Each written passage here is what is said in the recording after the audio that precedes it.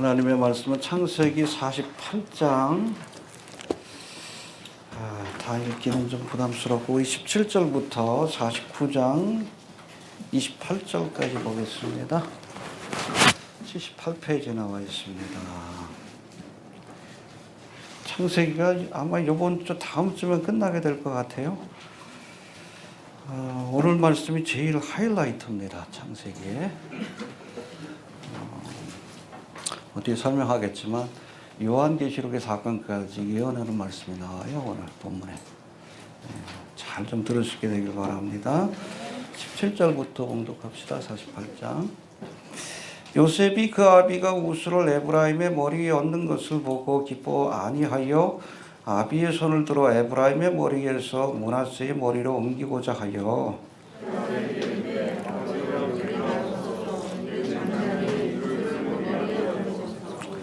아비가 허락지 아니하여 가로되 나도 안다 내 아들아 나도 안다.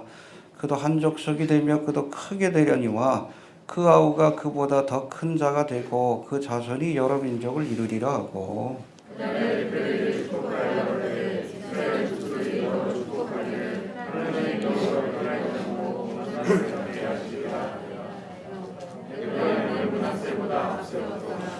이스라엘이 요셉에게 또 이르되 나는 주구나 하나님이 너희와 함께 계시사 너희를 인도하여 너희 조상의 땅으로 돌아가게 하시려니와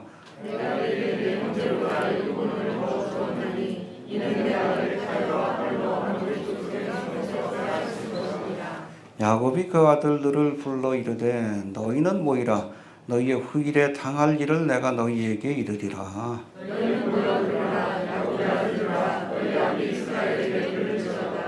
루벤아 너는 장자여 나의 능력이요 나의 기력의 시작이라. 위광이 초등하고 권능이 탁월하도마는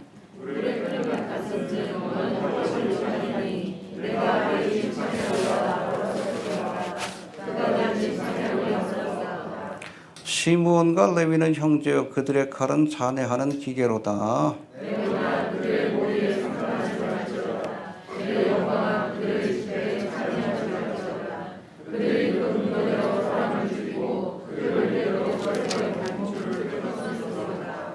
그 노염이 혹독하니 저주를 받을 것이요 분기가 맹렬하니 저주를 받을 것이라. 내가 그들을 야곱 중에서 나누며 이스라엘 중에서 흩으리로다.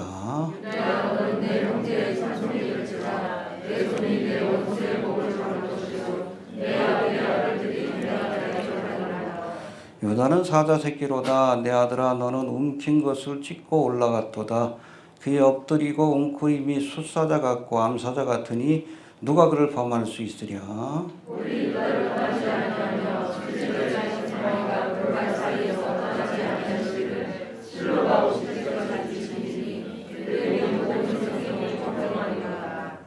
그의 나귀를 포도나무에 매며 그 암나귀 새끼를 아름다운 포도나무에 맬 것이며 또 그 옷을 포도주에 빨며 그 복장을 포도즙에 빨리로다.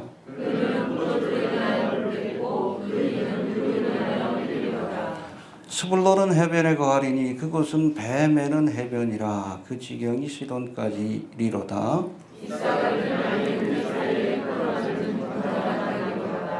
그는 쉴 곳을 보고 좋게 여기며 토지를 보고 아름답게 여기고 어깨를 내려 짐을 메고 앞자리에서 섬기리로다.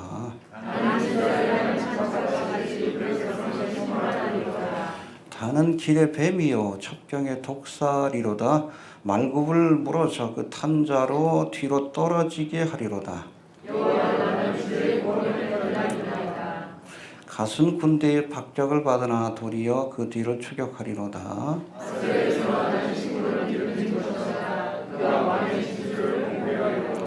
납달리는 노인 암사슴이라. 아름다운 소리를 바라는도다.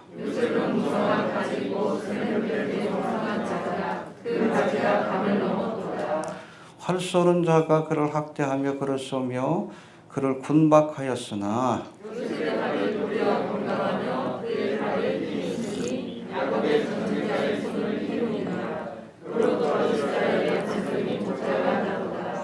네 아비의 하나님께로 말미암나니 그가 너를 도우실 것이요 전능자로 말미암나니 그가 내게 복을 주실 것이라. 위로 하늘의 복과 아래로 원천의 복과 젖 먹이는 복과 태의 복이로다.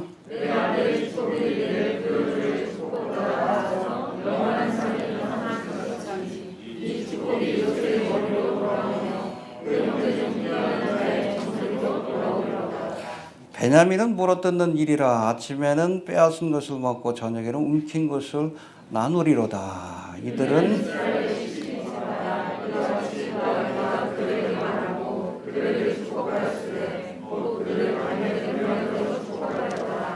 아멘.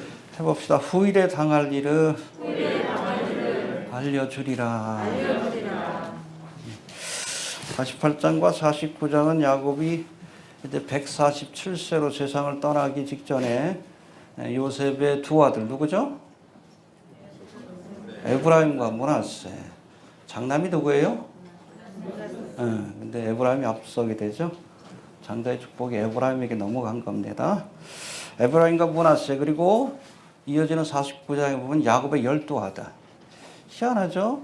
이미 요셉의 두 아들 에브라임과 므낫세에게 축복의 말을 주었는데 49장에 보면 요셉에게 다시 축복의 말을 줘요. 왜냐하면 이 49장은 그냥 축복이 아니라 축복과 저주의 말이 아니라 12아들들을 통해서 앞으로 이스라엘이 어떤 일을 겪게 될지 종말의 사건에 대한 예언의 말씀이기 때문에 그렇습니다. 이해가 되시죠? 그 점을 살펴봅니다. 자, 이 말씀 살펴보기 전에 우리 지난 시간 배운 말씀 복수해 봅니다.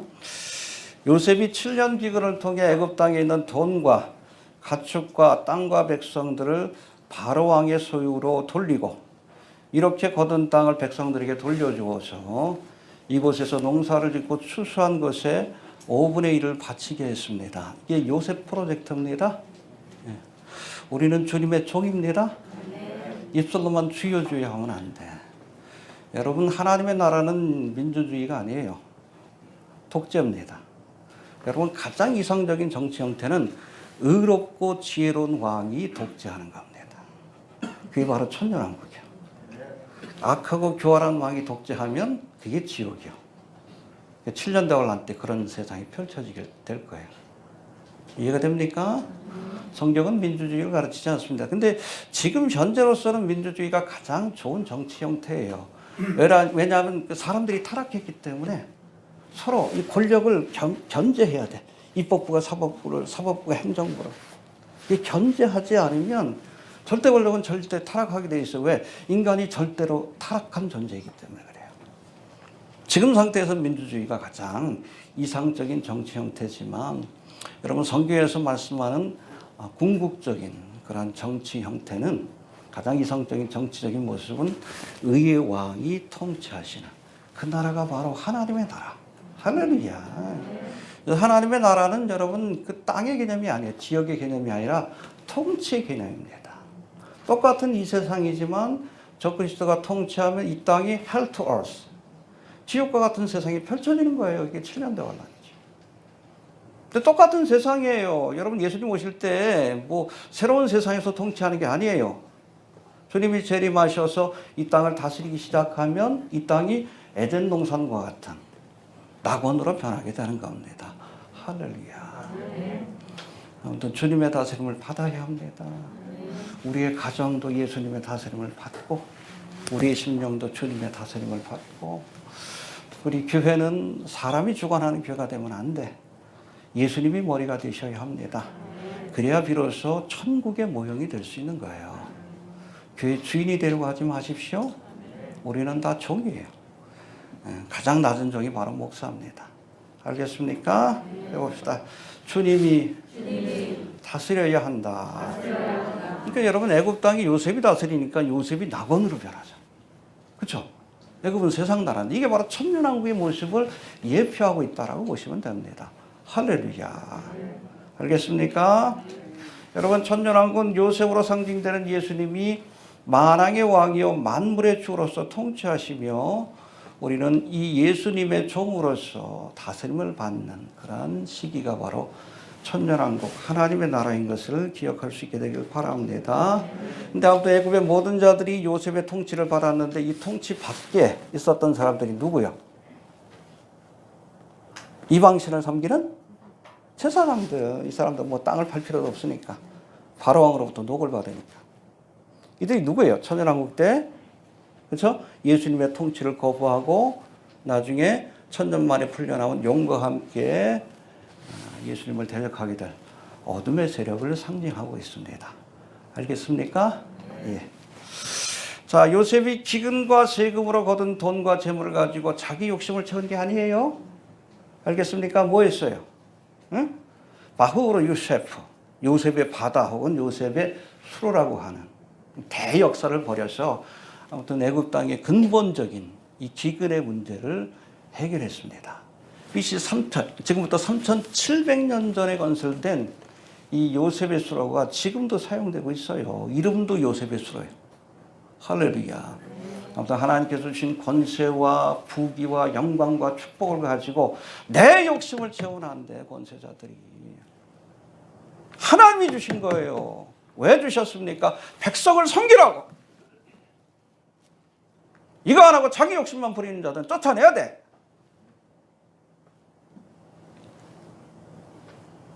이 요셉이 위대한 지도자예요.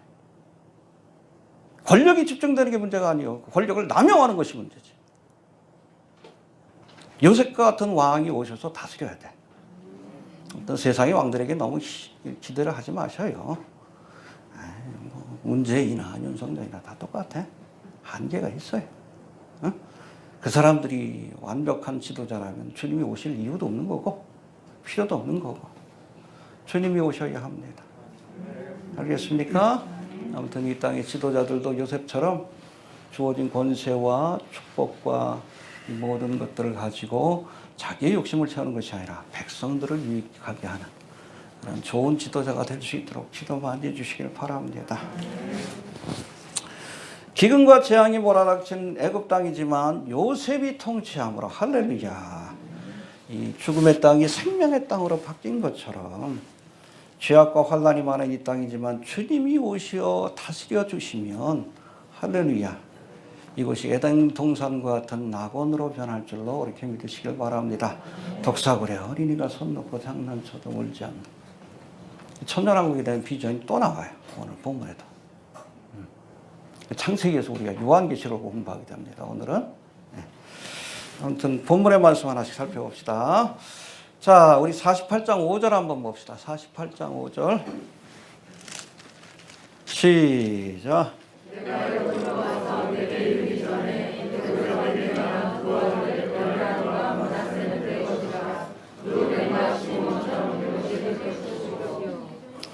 여러분, 에브라임과 므낫세가 누구의 아들이요? 그런데 야곱이 뭐라고 합니까? 이 아들은 내 것이라. 양자로 입양한 거예요. 그래서 요셉에게는 두 몫의 상속을 준 겁니다. 누구처럼? 다른 아들처럼. 여러분, 두 몫의 상속을 받는 사람이 누구요? 장자예요. 왜 장자의 축복이 주어집니까? 장자의 사명을 감당했기 때문에. 해봅시다. 장자의 사명을 감당했기에 요셉에게 장자의 축복이 주어졌다. 그렇죠? 그래서 물질적인 상속을 두 배로 받는 물질적인 장자의 축복은 누구에게? 요셉에게. 또 장자의 복 가운데 하나가 지도자가 되는 거예요. 왕이 되고 영적인 지도자가 되는. 이 장자의 축복은 누구에게? 유다에게.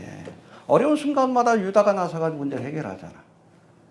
늘 얘기합니다. 장자의 사명을 감당하면 장자의 축복이 주어지는 거예요. 태어난 순서와 상관없이. 그래서 하나님이 주신 축복과 사명은 손에 손바닥과 손등하고 같은 거예요. 여러분, 하나님께서 뜻하지 않은 축복을 주셨습니까? 에스더처럼 그때는 내게 주신 사명이 무엇인가를 생각해야 돼요. 또 우리가 하나님 앞에 사명을 감당하면 사명을 감당할 수 있도록 축복하십니다. 하나님의 은총과 축복을 받기 원하면 열심히 십자가를 지세요. 그러면 그 일을 감당할 수 있는 돈도 주시고 권세도 주시고 사람도 붙여주시는 거예요. 이해가 됩니까? 내가 누구를 보내며 그때 아멘 하면 하나님께서 필요하면 권능도 주시고 능력도 주시고 물질도 주시고 모세처럼 말 못한다 그러면 사람도 붙여주시고 감당하게끔 하시는 겁니다. 아무튼 사명을 감당하면 축복이 주어지고 축복이 주어질 땐 사명을 감당해야 합니다. 요셉과 유다가 장자의 사명을 감당했기에 장자의 사명이 장자의 축복이 주어졌다는 거 기억할 수 있게 되길 바랍니다. 그냥 복 받게 해달라 그러면 안 돼. 내가 이렇게 하기 위해서 필요합니다. 그래야지. 하나님 내가 주의 사명을 감당하는데 건강이 필요합니다. 그래야 하나님 건강하게 해주시지. 건강 줬더니 맨 죄 짓는 일만 하면 하나님께서 도로 뺏어가시지. 이해가 됩니까? 네. 한 가지예요. 사명과 축복은. 자, 이제 17절 한번 봅시다. 17절 시작.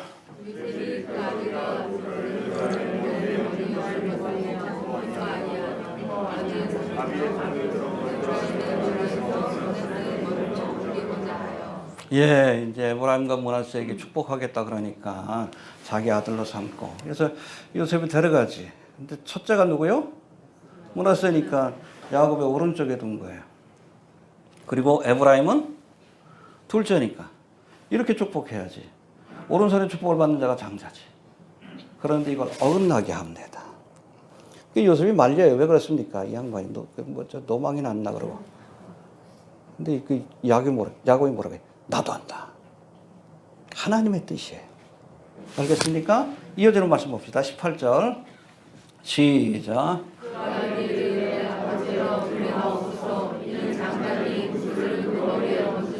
19절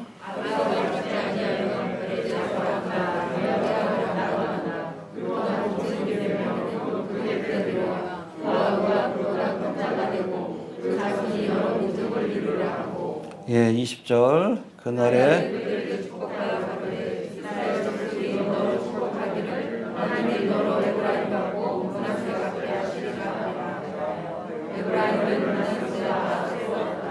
예, 이게 바로 첫째가 버림받고 둘째가 택함받는 사건이에요. 이 사건들이 계속 반복이 돼요. 근데 좀 아이러니하지 않습니까? 요셉은 몇 번째 아들이요? 그런데 장자의 축복을 주시는 거 아니에요. 그렇죠? 그런데 에브라임과 므낫세가 좀 바뀐 거 가지고 그거 가지고 막 따져. 지도 그러면서. 좀 아이러니하죠. 근데 성경에 보면 첫째가 버림을 받고 둘째가 택함을 받는 사건들이 반복이 돼요. 가인이 버림받고 아벨이 죽고 나서는 셋이 대신했지. 가인을 대신해서 셋이.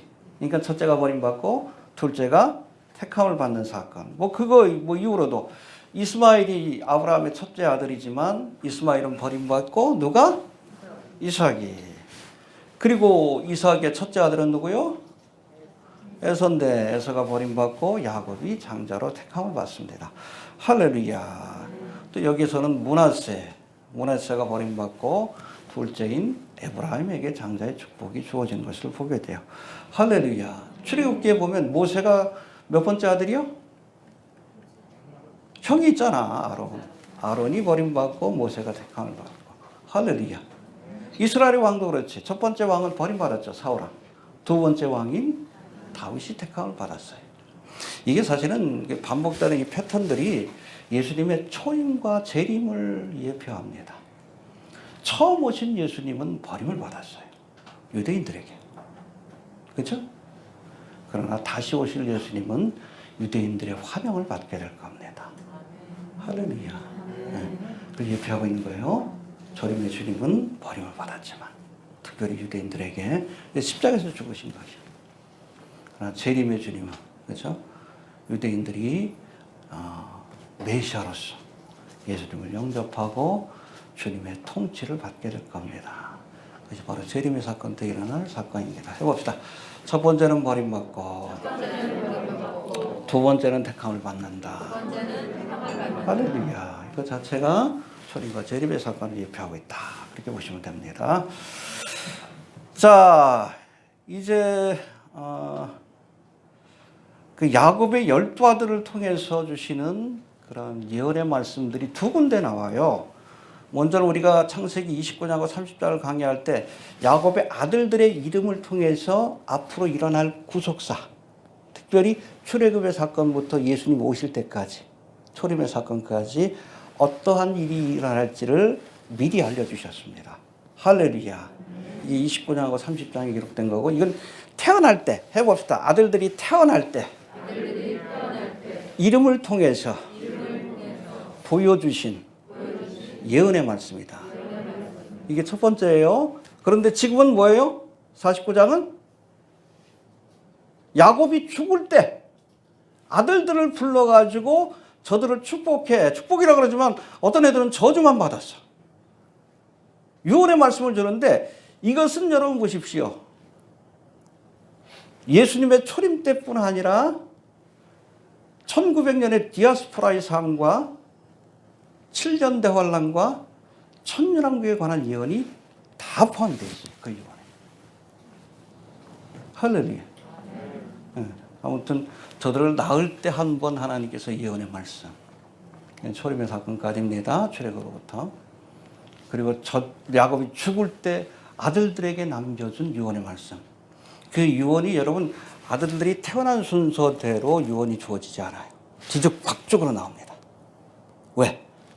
종말의 사건하고 연결시키기 위해서 그래요. 예언의 말씀이 나오는데 좀 살펴봅시다. 창세기 보면서 요한계시록을 제일 많이 찾아봤던 것 같아요.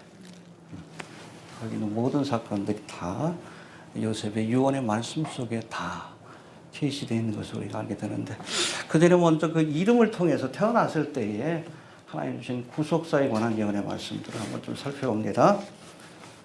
좀 찾아봅시다. 29장 32절. 첫 번째 아들 이름이 뭐죠? 루벤입니다. 29장 32절 봅시다. 시작. 빨리 좀 지나갑시다. 29장 32절 시작.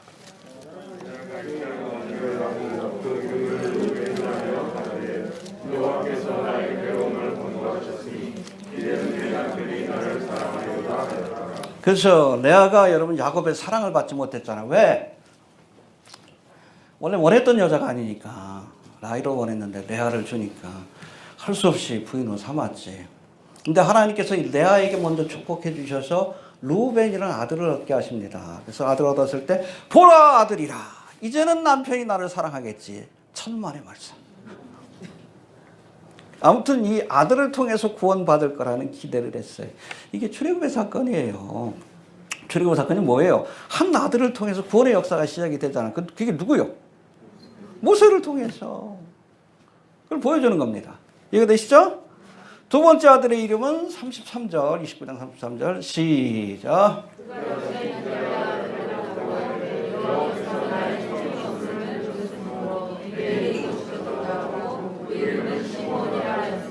내 고통의 소리를 들으셨다.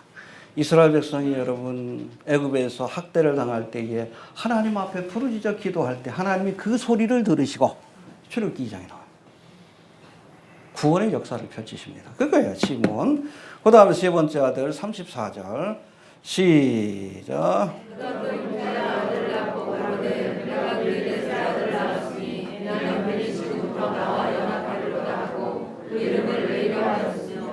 예, 레위라는 이름은 연합하다. 하나님이 내 고통에 함께 하신다. 긍휼히 여기신다. 그렇죠. 그래서 출애굽의 은혜를 주신 거죠. 믿습니까? 그래서 유다로 넘어가. 유다로 35절 29장 35절 시작.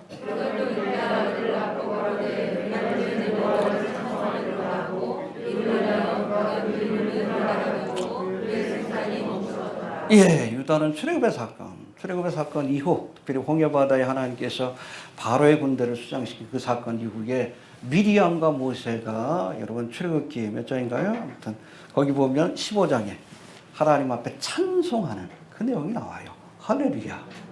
예, 유다, 이 찬송이라는 이름 자체가 출애굽의 사건을 대표합니다. 그리고 이제 광야 생활, 출애굽하고 나서 광야 생활이 진행이 되는데, 광야 생활 동안 이스라엘 백성이 하나님의 뜻에 순종했습니까? 안 했죠. 제일 먼저 뭐 했어? 금송아지 우상 만들어 놓고 영적인 간음을 행하고. 그래서 이어지는 아들이 라헬이 낳은 두 아들이에요. 단하고 누군가 가신가? 단하고 납달리인데, 예. 라헬의 시녀 비라가 낳은 두 아들, 이 단과 납달리에 관한 그런 말씀이 나오는데, 이건 30장으로 넘어갑니다. 30장으로 넘어가는데, 사실 이 빌하라 이름 자체가 단순하다, 어리석다. 해봅시다. 단순하다, 어리석다. 근데 이 빌하가 나중에 르우벤과 간음을 행합니다. 르우벤과. 이 빌라의 행적 자체가 출애굽 사건 이후 하나님 앞에서 금송아지 우상을 만들고 영적인 간음을 행했던 이스라엘 백성들의 모습을 상징하고 있어요. 알겠습니까? 그 결과 그가 낳은 아들 두 사람을 통해서 하나님께서 어떻게 심판하실지를 예언하시는데 30장 6절 한번 봅시다. 시작.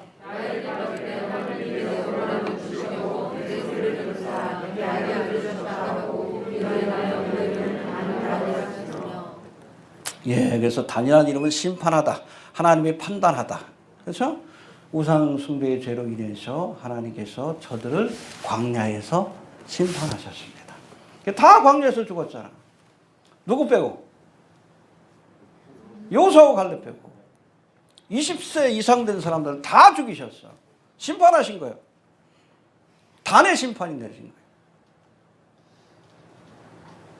비록 구속을 받았지만, 그렇죠? 출애굽의 은혜를 경험했지만, 그렇죠? 가나안 땅에 들어간 건 여러분 여호수아 갈렙밖에 없어요. 다 심판을 받았어요. 왜? 우상 숭배죄 때문에. 불순종의 죄 때문에. 이해가 되시죠?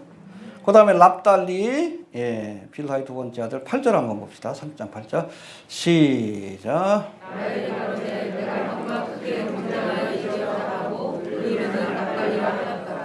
예, 납달리는 경쟁하다, 씨름하다. 광야 생활 동안 하나님 앞에 순종해야 되는데, 그렇죠? 모세의 말에도 순종해야 되는데 막 다투어 속에서 고라당의 반역 사건이 일어나고 그래서 심판을 받은 거지. 이해가 되시죠? 예. 그 다음에 11절에 보면 일곱 번째 아들은 갓에 관한 예언의 말씀이 나오는데 봅시다. 11절 시작. 예, 여러분 라헬이 그 여종을 통해서 두 아들을 얻으니까 이번에는 레아가 자기 여종 실바를 통해서 또 아들을 얻습니다. 또 두 아들을 얻는데 첫 번째 아들의 이름을 갓이라고 짓습니다. 근데 이 갓이라는 이름은 군대라는 뜻이에요. 공격한다는 뜻입니다. 출애굽 사건 이후 무슨 사건이 있어요? 가나안 정복의 사건. 그것을 예표하고 있는 겁니다. 이해가 되시죠? 예. 그 다음에 아셀 30장 13절 봅시다. 13절 시작.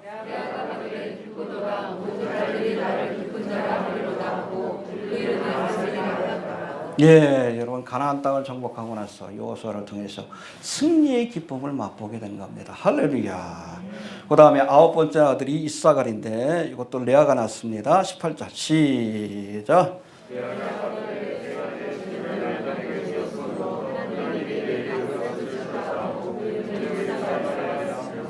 예, 이사갈이라는 이름은 품싸 혹은 갑. 그렇죠? 정복하고 나서 하나님께서 이 가나안 땅을 저들에게 유업으로 품삯으로 갚아주신 겁니다. 할렐루야. 해보라 이사갈이에요. 그 다음에 20절 시작.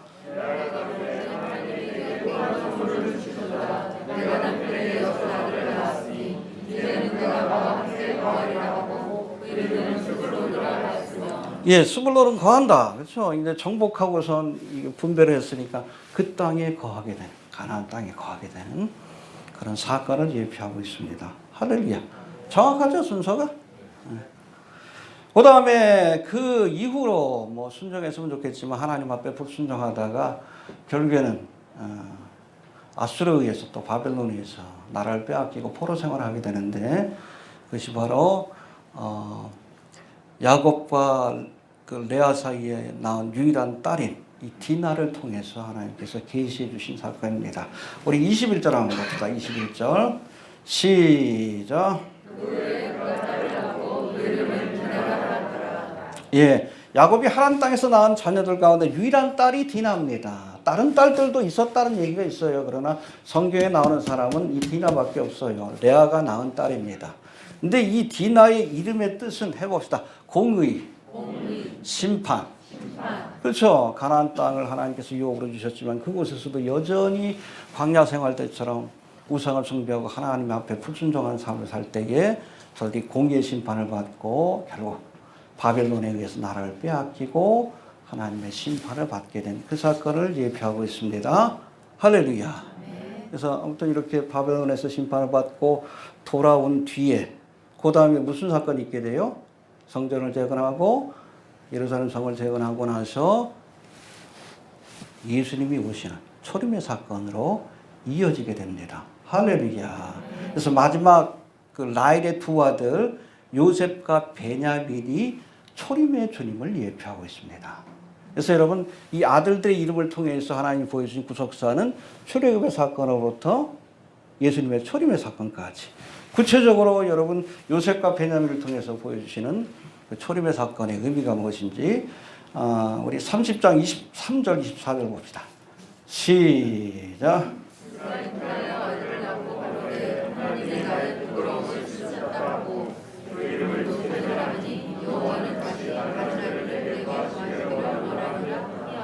예, 하나님이 가져가셨다. 그리고 더하시길 원한다. 그렇게 요셉의 이름은 두 가지 의미예요. 해봅시다. 가져가다. 더하다. 그렇죠? 요셉이 누굴 예표해요? 예수님. 예수님 우리의 죄를 가져가시고 십자가에서 하나님의 은혜를 더해 주신 분입니다. 할렐루야. 예. 그 다음에 베냐민도 라헬의 둘째 아들인 베냐민도 어디서 태어났어요? 베들레헴 근처에서 태어났어. 베들레헴 근처에서 나왔다가 여러분 라헬이 죽잖아. 그래서 거기 지금 베들레헴 근처 가까운 데 있다고 합니다. 시내 외곽에 보면 지금도 라헬의 무덤이 있어요. 여러분 베들레헴은 누가 태어난 곳이에요? 그렇죠. 이 베냐민도 예수님을 예표하고 있어요. 요셉과 베냐민이 모두 예수님을 예표하는데 이건 35장에 나옵니다. 35장 9절을 좀 찾아봅시다. 18절 19절 시작.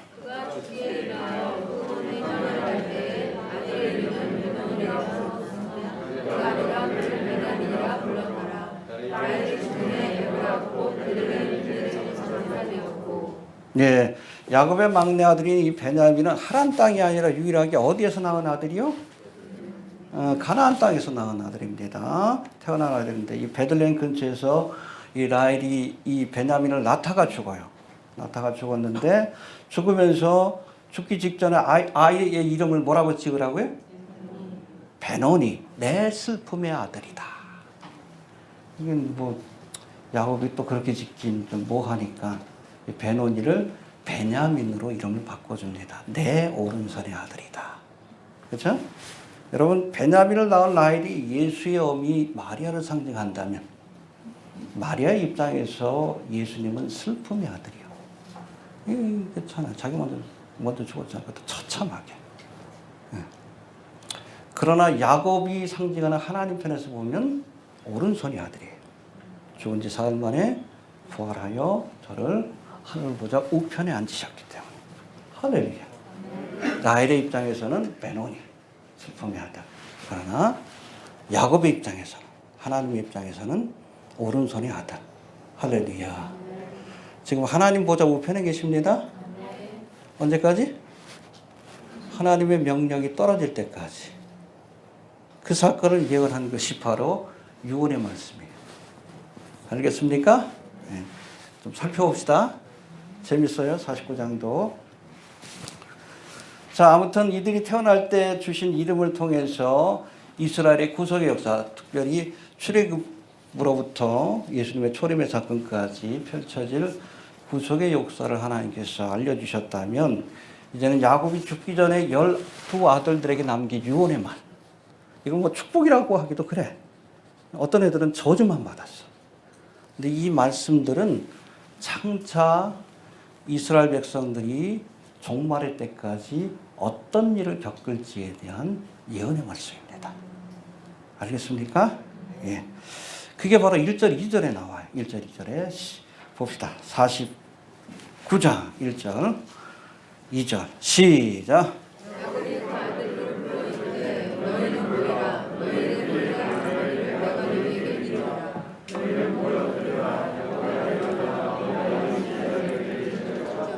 예, 이스라엘에게 들을지어다. 자 봅시다. 너희는 뭐이라 너희의 후일에 당할 일을, 이게 히브리어로 베아하리트 하야밈이라고 되어 있어요. 근데 이 뜻은 in the last days. 이게 구약 성경에 14번 나오는데 나올 때마다 종말에 관한 예언의 말씀하고 연결되어 있습니다. 그냥 단순한 축복의 말이 아니에요. 단순한 저주의 말이 아니라 그 이름들을 통해서 하나님께서 이스라엘을 중심으로 펼쳐지게 될 종말의 사건들을 알려주신 계시의 말씀입니다. 할렐루야. 그래서 여러분 여기 보면 12아들을 축복하는데 순서가 뒤죽박죽으로 나와요. 첫 번째부터 네 번째까지는 순서대로. 마지막에 요셉하고 베냐민 뒤. 근데 중간에 6명은 뒤죽박죽 나와. 순서가. 왜? 이건 종말의 사건을 중심으로 그렇게 저들에게 축복을 빌어줬기 때문에 그래요. 알겠습니까? 야곱이 노망이 나가지고 얘가 몇째인지 몰라서 그런 게 아니에요. 일부러 그렇게 한 겁니다. 왜? 이것이 바로 종말의 사건을 예언하는 하나님의 예언의 말씀이기 때문에 그렇게 한 겁니다. 이해가 되시죠? 예. 그래서 창세기 30장에는 야곱의 아들이 태어난 순서가 루벤, 해봅시다. 루벤, 시몬, 레위, 유다, 레아의 아들들이죠. 그 다음에 단, 납달리, 필라의 아들들입니다. 그 다음에 갓, 아셀, 예, 실바의 아들들이에요. 그 다음에 이사가, 스불론, 또다시 레아의 아들들입니다. 그 다음에 마지막으로 요셉, 베냐민. 이렇게 순서가 되어 있어요. 나중에 이거 프린트 되니까 한번 순서를 한번 확인해 보세요. 그런데 오늘 본문에 보면 12아들들을 축복한 순서가 이 순서하고 달라요. 첫 번째 루벤, 시몬, 레위, 유다까지는 같습니다. 그리고 맨 마지막에 요셉하고 베냐민도 순서가 같아요. 그런데 중간이 뒤죽박죽으로 되어 있어. 그래서 여기 보면 루벤, 시몬, 레위, 유다, 그 다음에 갓이 아니라 스불론, 이사갈, 단, 갓, 아셀, 납달리, 그리고 나서 요셉과 베냐민으로 넘어가게 됩니다. 이 종말의 사건은 순서대로 열거한 거예요. 이해가 됩니까? 예. 뭐 야곱이 노망 난 게 아니에요. 그래서 네가 몇째지 이거가 아니에요. 다 알고 그런 겁니다. 예? 종말의 사건의 순서대로 아들들을 불러서 어떤 이들에게는 축복을, 어떤 이들에게는 저주의 말을 남겼어요. 이거 예언의 말씀입니다. 이스라엘을 통해서 펼쳐질 종말의 사건을 이 유언의 말씀을 통해서 하나님께서 계시하신 겁니다. 구체적으로 한번 살펴봅시다. 먼저 루벤 3절 4절 봅시다.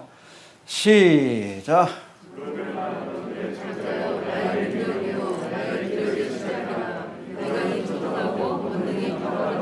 예, 여긴 칭찬이죠. 그럼에도 여러분 장자의 축복을 받지 못합니다. 왜 그렇습니까?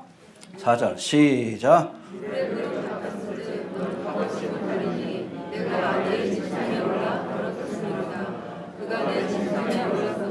빌라와 간음을 행한 것. 이스라엘 백성들이 출애굽한 순간부터 하나님 앞에 영적인 간음을 행했어요. 금성하고 우상을 섬기고. 이게 여러분 이스라엘 역사 내내 반복이 돼요. 이게 하나님의 심판을 받게 된 거예요. 바로 그 사건을 얘기한 거예요. 처음에는 하나님께서 사랑하는 자녀였지만 영적인 간음을 행함으로 결국엔 하나님 앞에 버림을 받게 돼요. 그래서 저들에게 시므온과 레위의 심판이 주어집니다. 봅시다. 시므온과 레위 5절부터 봅시다. 5절부터 시작. 예, 그렇죠. 우리가 루벤을 끓는 물로 표현됐다면 여러분 시므온과 레위는 잔해하는 칼, 이 세겜 사람을 쳐 죽인 사건을 이렇게 상기시키는 말입니다. 구체적으로 봅시다. 6절 시작.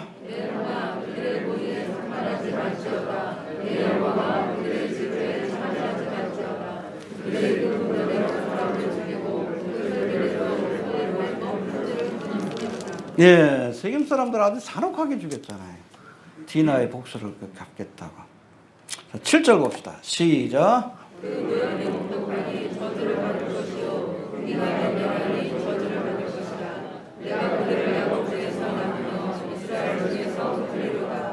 예, 여러분 시므온과 레위는 하나님이 우상 숭배하는 르벤의 죄를 심판하는 모습을 보여줍니다. 하나님이 잔혹하게 저들을 심판하실 거예요. 칼로 치실 겁니다.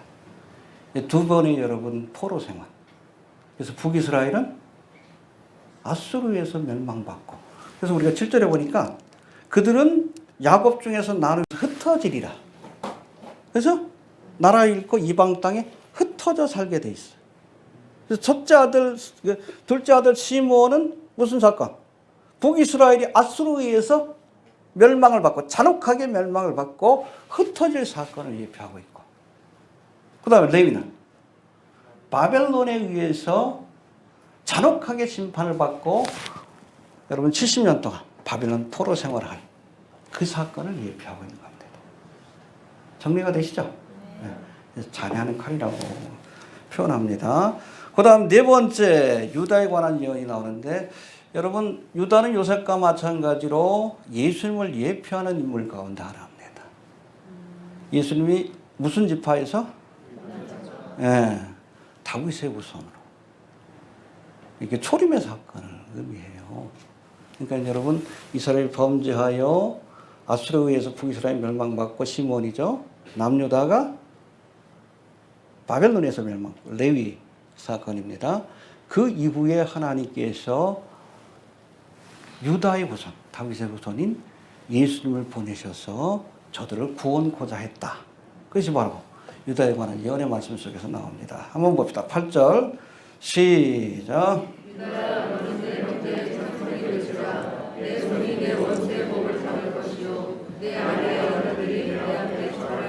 장자의 축복이 주어지는 겁니다. 9절 시작.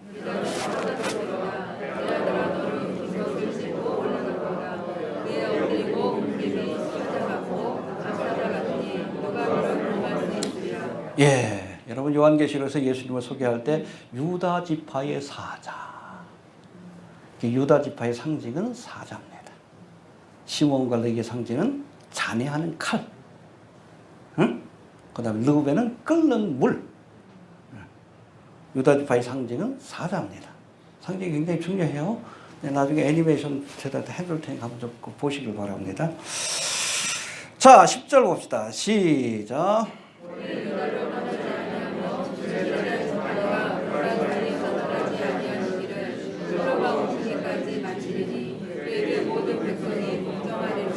예, 여러분 사울은 그 왕권을 가졌지만 그 홀이 지속되지 못했어요. 하나님 앞에 범죄함으로.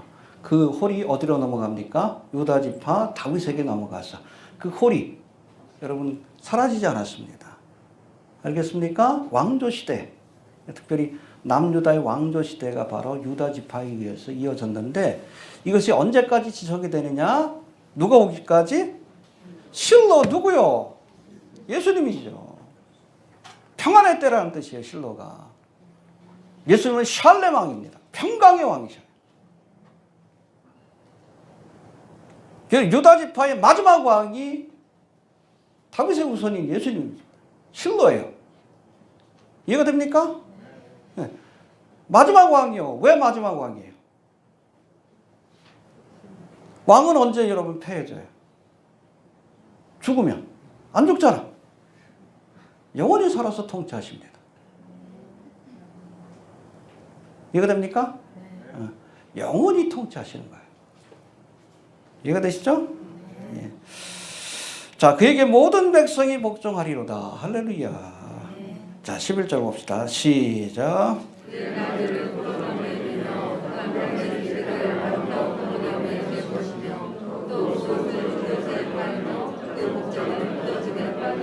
예, 그곳을 포도주에 빨며 십자가에서 피 흘려 죽으실 예수님의 모습을 예표하고 있는 거예요. 이해가 되시죠? 예. 이 초림의 주님을 상징합니다. 유다가. 예. 뒤 요셉은 재림의 주님을 상징합니다. 초림과 재림에 관한 예언의 말씀이 다 나와요. 자, 그 다음에 자, 유다까지 넘어가고, 유다에 관한 예언들이 이렇게 11절 이렇게 쭉 연결되고, 그 다음에 스불론에 관한 예언으로 넘어갑니다. 13절 한번 봅시다. 시작.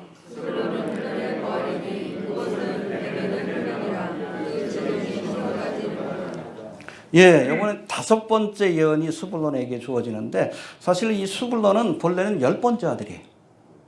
근데 5번째 예언에 등장합니다. 왜? 역사적 사건이 그렇기 때문에 그래요. 스불론의 상징이 뭡니까? 배 매는 해변. 그렇죠? 그러니까 배가 항구죠, 항구. 이게 무슨 사건이에요? 예수님께서 2000년 전에 이 땅에 오셔서 십자가에서 대속의 사역을 완성하셨지만 이스라엘 백성들이 그를 메시아로 영접했습니까? 아니지. 오히려 예수님을 십자가에 못 박도록 했고 하나님 보내신 메시아를 거절했어요.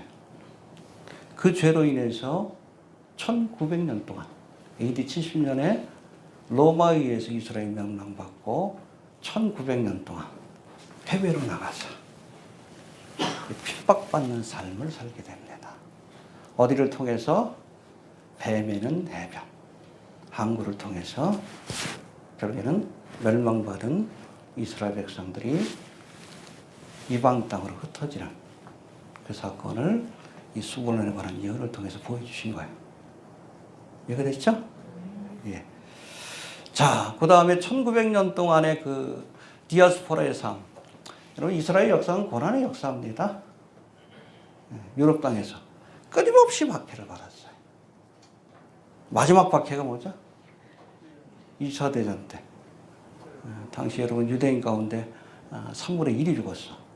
전 세계 유대인이 1800만 명이었는데 600만 명이 죽었어. 고난받는 삶에 대한 예언이 나오는데 이사갈 14절 봅시다. 시작.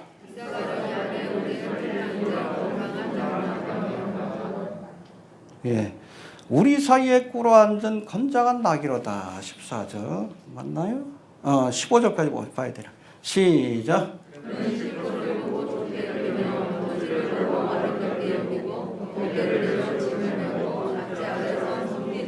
예, 아무튼 유대인들이 가는 것보다 사실은 풍요로운 삶을 살았어. 워낙 지혜롭고 부지런하기 때문에. 그런데도 바로 그런 일들 때문에 이방인들에게 끊임없이 고통을 당하고 압제를 당했습니다. 스페인에서도 쫓겨나고 유럽에서도 쫓겨나고 계속 살만하면 뭐 게토에 가두기도 하고 그러다가 죽이고 이 2차 대전 때 일어난 홀로코스트죠. 왜 그래요? 여러분 빌라도가 예수님을 재판할 때 사실은 예수님을 넣어주려고 그랬어. 그렇죠? 근데 유대인들이 계속 십자가에 못 박으라 그러니까 이 빌라도가 손을 닦으면서 뭐라고 해요? 이 사람의 피에 대하여 나는 무죄하니 너희가 당해라. 근데 유대인들이 뭐라고 그랬어? 그 피를 우리와 우리 자손에게 돌리소서. 그렇게 된 거예요. 1900년 그 역사가. 그게 바로 이사갈의 역사입니다. 짐을 지는 나귀처럼 고통스러운 삶을 살게 된 거예요. 결국엔 이 고통으로 인해서 특별히 2차 대전 때 수많은 유대인들이 죽는 모습을 통해서 안 되겠다. 우리에게도 나라가 필요하다. 고토로 돌아가서 나라를 재건하게 된 겁니다. 1948년 5월 14일. 이해가 되시죠? 예. 그 다음에 이 단지파로부터는 7년 대환란에 관한 예언의 말씀입니다. 단지파로부터 네 아들들에 관한 예언의 말씀이 쭉 이어지는데 봅시다. 16절부터 18절까지 시작.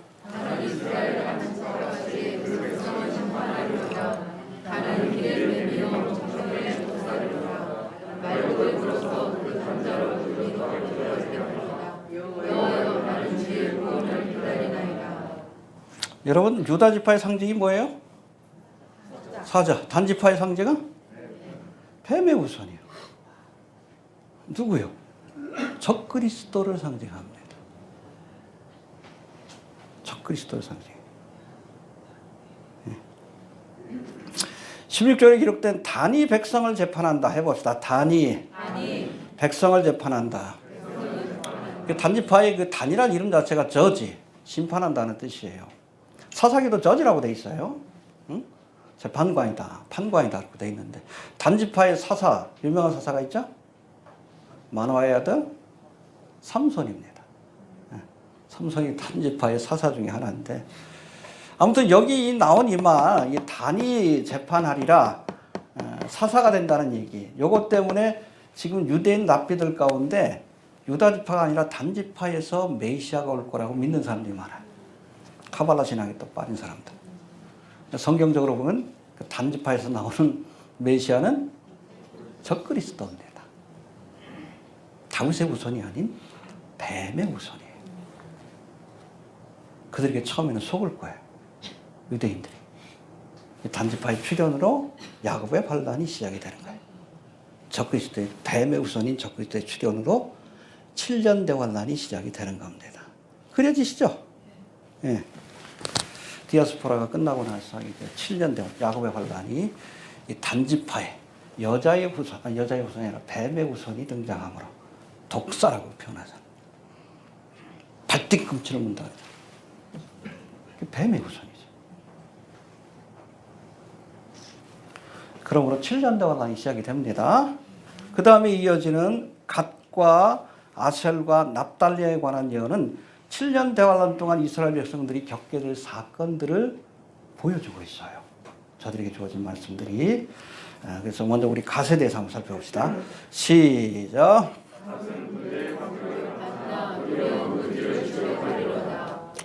예, 해봅시다. 군대에 박격을 받으나. 예, 그러니까 여러분 적그리스도에 의해서 공격을 받지만 나중에는 이 적그리스도를 추격하게 되리라. 그러니까 여러분 7년 대환란의 기간 동안 이스라엘과 적그리스도 사이에 쫓고 쫓기는 공방전이 계속 이어지는 겁니다. 예루살렘을 탈환하기 위한 공방전도 이루어질 것이고. 알겠습니까? 이해가 됩니까? 그래서 7년 대환란 기간 동안에는 이스라엘 땅에 특별히 유대인들과 적그리스도 사이에 끊임없는 공방전이 펼쳐지게 될 것이고 나중에는 유대인들이 이기게 됩니다. 할렐루야. 예, 그걸 보여주는 거예요. 갓지파가. 그 다음에 두 번째 아셀에 대해서 살펴봅시다. 20절 시작.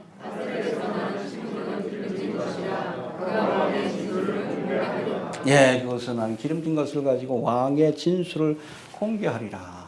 7년 대환란에 우리 후반부가 되면 이스라엘 땅에 본격적인 환란이 시작이 되죠. 적그리스도가 우상을 세우고 경배하기를 강요하면서부터.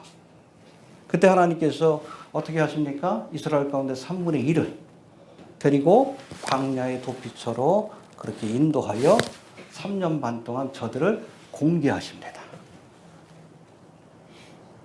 저들을 먹이실 거예요. 공개한다는 게 먹이신다는 뜻이에요. 피드라는 뜻이에요. 뭘로 먹이실까?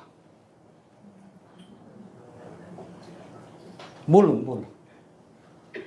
한 번 하신 적 있잖아요. 40년 동안 먹이셨는데 반석에서 물이 나게 하시고 만나와 메추라기를 내려주실 거예요.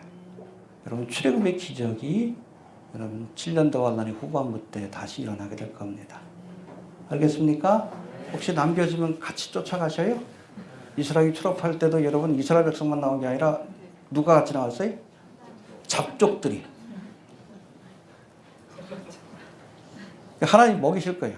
그냥 그들하고 같이 있기만 하면 잡족으로 접해가지고 어찌됐든 예수님이 재림할 때까지 죽지 않고 살아남을 겁니다. 죽어서 순교하는 게 더 나을 텐데, 그렇죠? 아무튼 하나님께서 공개하실 거예요. 먹이실 겁니다. 저들을 광야로 이끌어서. 많은 사람들이 뭐 페트라라고 얘기하기도 하고 아마 요번에 뭐 성지순례 가시면 페트라는 가시는 것 같아요. 근데 최근에는 거기가 아니라 그 위쪽에 있는 암만에서 가까운 보스라, 부세이라. 거기가 여러분 이스라엘에서도 굉장히 가깝거든요. 사이 지나가서 바로 지나면 보스라, 부세이라라는 지역이 나옵니다. 그것이 도피처가 될 것이다. 뭐 여러 말씀들이 있지만 어찌됐든 성경에 보면 7년 대환란 때도 요르단 땅에는 큰 피해가 없다라고 말씀합니다. 하나님께서 그것을 도피처로 지켜주시는 거예요. 적그리스도가 치지 못하도록. 할렐루야.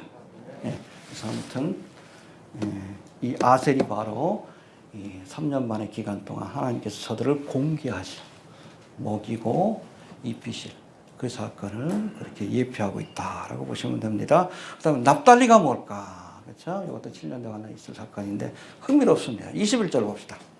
시작. 예. 이스라엘 백성들이 7년 대환란의 기간 동안 아름다운 소리가 뭐죠? 복음을 전하게 될 겁니다. 떠나간 교회를 대신해서. 이해가 되시죠? 납달리의 사명을 감당할 거예요. 14만 4천 명을 중심으로.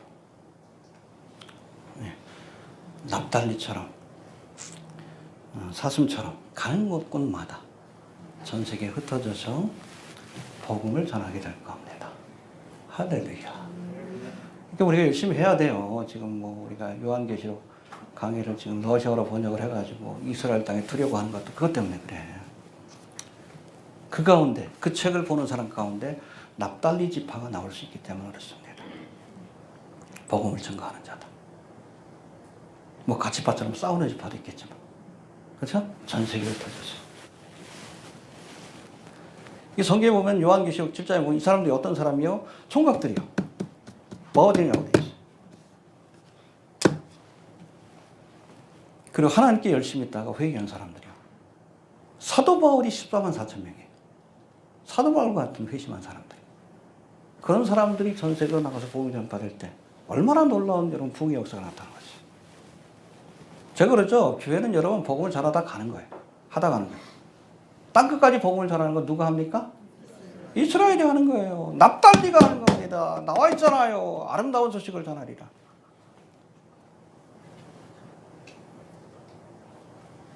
교회가 여러분 끝까지 하다가 뭐 7년 대환란을 통과하는 게 아니라 지금 저 장독에서는 자꾸 그 얘기를 하는데 역사주의 덕전전설이 환란 통과설인데 이스라엘에게 주신 예언의 말씀을 이해를 못하는 거예요. 대체신학에 사로잡혀가지고 또 그것만 전해야 되는데 다른 얘기하고 또 이단이래. 참 투표하재. 아니 진리의 말씀을 투표해가지고 결정하나? 그럼 투표해가지고 그 동성애도 괜찮다 그러면 동성애 할 거예요? 미국의 장로교회처럼? 웃기는 것들이야. 꼴값을 떠나. 성경을 살펴봐야 될 거 아니에요. 그런 거예요. 납달리의 사명을 감당하는 거예요. 납달리의 사명. 7년 대화 날이 기간다. 이해되시죠? 자, 이제 7년 대화는 끝났습니다. 누가 오셔야 합니까? 그렇죠. 요셉이 오셔야죠. 요셉이 와서, 요셉은 재림의 주님을 상징합니다. 이 땅에 하나님의 나라, 천년왕국을 펼치게 될 겁니다. 그 모습을 우리에게 보여주고 있어요. 우리가 이거 찬송가도 이런 게 있는데 그 의미를 모르면서 자꾸 부르는 거예요. 너는 담장 넘어 하는데 그게 사실은 예수님이 재림하실 때 이 땅에 펼쳐질 하나님의 은총의 시기를 묘사한 말씀이에요. 한번 봅시다. 22절. 시작.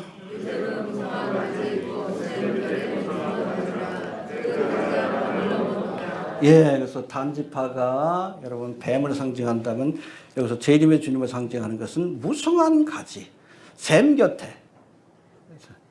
샘 곁에 있으니까 늘 물이 마르지 않지. 시냇가에 심겨진 나무처럼. 그런데 무성한 가지, 여기는 프로트폴 바우라고 되어 있어요. 이게 열매가 가득한 거예요. 그런데 이 가지가 담을 넘었다. 이스라엘 백성만 먹이는 게 아니에요. 이방인들도 먹이는 겁니다. 천년왕국의 기간도. 할렐루야. 풍성하게 재림의 주님이 담을 넘은 가지처럼 이 땅의 풍요, 에덴 동산과 같은 세상을 펼치실 겁니다. 할렐루야. 믿습니까? 그래서 23절 시작.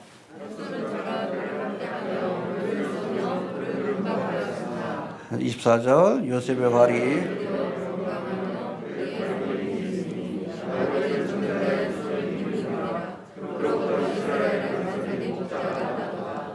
적그리스도가 대적하지만 예수님께서 물리치실 것을 보여주신 말씀이에요. 그 다음에 25절 시작.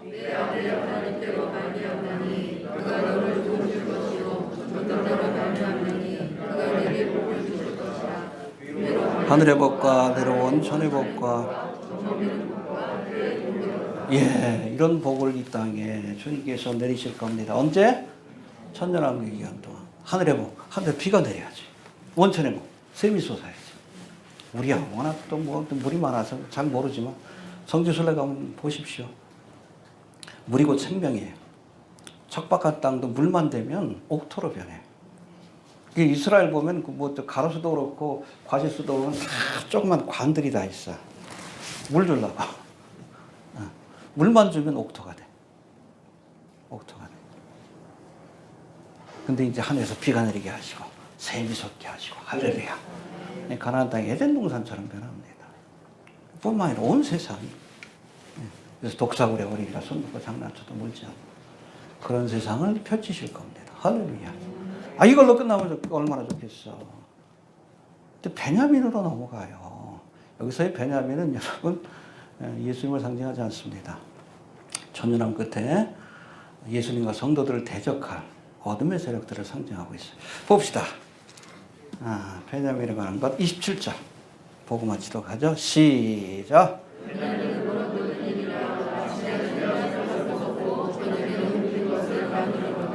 예, 예수님이 재림하셔서 요셉으로 상징되는 이 땅의 풍요로운 에덴 동산과 같은 그러한 세상을 펼치지만, 그렇죠? 그럼에도 불구하고 주님의 통치를 거부하는 애굽의 제사장들처럼 마지막에는 여러분 무정에서 그렇게 풀려난 용과 함께 예수님을 대적하고 물어뜯기 위해서, 성도들을 물어뜯기 위해서 대적하는 무리들이 일어나게 될 것이다. 베냐민에게 주어진 예언을 통해서 주신 마지막 성경의 예언입니다. 요한계시록 20장까지 끝났어요. 알겠습니까? 이후로 주님께서 저들을 심판하시고 베냐민 지파를 심판하시고 그리고 이 땅에 백보자 심판을 통해서 죄인과 의인을 나누신 뒤에 지금 보는 하늘과 땅을 다 불로 사르시고 새 하늘과 새 땅과 새 예루살렘을 펼치실 것이다. 구속받은 백성들을 데리고 구약의 시대 때, 교회의 시대 때, 7년 다반의 기간 동안, 천년왕국의 기간 동안. 알겠습니까? 여러분, 천년왕국 기간 동안에도 죄는 있습니다. 죽음도 있어요. 100세에 죽은 자가 뭐 저주를 받은 것이다. 죽는 사람이 있다는 거예요. 죄가 있다는 얘기지. 에덴 동산에도 죄가 있었지. 예수님이 직접, 하나님이 직접 통치하시지만 죄가 있었어. 천년왕국도 마찬가지예요. 인간의 죄가 환경에 의한 것이 아니라 본성에 의한 것이다라는 것을 보여줄 거예요. 그때 베냐민 지파들이 일어나서 예수님을 대적하게 될 겁니다. 그런 사람들까지 다 심판하시고 이 땅에 신천신지 새 예루살렘을 펼치실 겁니다. 뜻밖이죠? 창세기에서 요한계시록까지. 알겠습니까? 그 다음 펼쳐질 하나님의 나라. 그게 다음 주에 설교예요. 본향으로 가야지, 그렇죠? 어디로? 가나안 땅으로. 그 가나안 땅으로 돌아가는 모습이 창세기 50장입니다. 할렐루야. 창세기는 아무튼 천지창조의 시작으로부터 어찌 보면 요한계시록 마지막 22장까지의 모든 내용들을 우리에게 미리 보여주고 계시다. 그 아들들의 이름과 또 저들에게 주신 축복과 저주의 말씀을 통해서 장차 이스라엘을 중심으로 펼쳐질 종말의 사건, 마지막 때 일어날 일들에 대한 예언의 말씀, 계시의 말씀을 주시고 계시다. 잘 상고하시고 새롭게 소망을 갖는 시간들 되시길 바랍니다. 하나님은 한 번 말씀하시고 다시 말씀하십니다. 여기서 미리 말씀하신 거예요? 그럼 맨 마지막에 요한계시록에서 말씀하신 겁니다. 알겠습니까? 네. 한 번 말씀하시고 다시 말씀하십니다. 네. 이중적으로 삼중적으로 반드시 일어날 일임을 우리에게 알려주고 계십니다. 지금 모든 역사가 다 끝나고 그렇죠? 이스라엘 본국으로 돌아가고 이제는 단지파가 일어날 시기입니다. 그 전에 교회는 할 일을 다 하고 떠나가게 될 겁니다. 이해가 됩니까? 그게 바로 교회 휴거의 사건이에요. 7년 대환란 때 우리가 복음을 전하는 게 아니에요. 이스라엘 지파가 전하는 거지. 납달리가 복음을 전하는 거죠. 이스라엘 하나님의 인맞은 자들이 암사슴처럼 아름다운 소리를 사방에 퍼뜨리게 될 겁니다. 할렐루야. 네. 이 납달리 지파를 돕는 일을 우리가 감당할 수 있도록 여러분들 기도 많이 해주시길 바랍니다. 정리합니다. 므낫세와 에프라임처럼 성경에서는 첫째가 버림받고 둘째가 택함받는 사건들이 반복이 되는데 이거는 초림의 주님이 버림을 받을 것이지만 그렇죠? 특별히 유대인들에게 재림의 주님은 이스라엘의 메시아로서 만왕의 왕으로서 그렇게 택함을 받게 될 사건을 예표하고 있습니다. 할렐루야. 하나님은 야곱이 죽기 전에 르우벤, 시므온, 레위, 유다, 스불론, 이사갈, 단, 갓, 아셀, 납달, 요셉, 베냐민에게 준 축복과 저주의 말을 통해 장차 이스라엘을 중심으로 펼쳐질 종말에 관한 예언의 말씀을 주셨습니다. 잠깐 복습합시다. 르우벤이 상징하는 게 뭐예요? 끓는 물. 시므온과 레위는 잔해하는 칼. 유다는 사자. 스불론은 바다의 배. 이사갈은 짐을 진 나귀. 네, 여기까지가 여러분 디아스포라의 삶입니다. 그 다음에 단은 독사. 적그리스도의 등장이에요. 그러므로 7년 동안 시작이 될 거예요. 갓은 추격자. 적그리스도와 저축의 군대와 공방을 벌여 유대인의 모습입니다. 7년 동안 기간 동안. 아셀은 왕의 진미. 하나님이 공개하십니다. 저들을 보수라로 인도하시고, 그 다음에 납달리는 아름다운 소리를 내는 암사슴. 이스라엘 백성들이 납달리의 사명, 복음 전파의 사명을 감당하게 될 것이고, 요셉은 재림의 주님, 담장을 넘는 가지와 같이 이 땅에 에덴 동산과 같은 하나님의 나라를 펼치실 것이지만, 베냐민 울부짖는 이리 때와 같이 주님의 통치를 거부하고 그렇게 반역하는, 그것도 막 국가마귀의 전쟁이라고 표현합니다. 이름만 같지 에스겔 38장의 전쟁과 상관없어요. 그 사건이 일어날 것을 미리 알려주셨어요. 계시록까지 끝났어요? 알겠습니까? 미리 주님께서 알려주시고 그 예언하신 말씀대로 그대로 이루어질 줄로 그렇게 믿으시길 바랍니다. 여러분, 야곱의 아들들의 이름을 통해서 주신 예언의 말씀이 다 성취됐어요. 마찬가지로 야곱의 아들들에게 주신 이 6월의 말씀도, 그거와 연관된 종말에 관한 예언의 말씀도 역사적으로 문자적으로 성취될 줄로 믿어야 합니다. 네. 주신 말씀 듣고 기도합니다.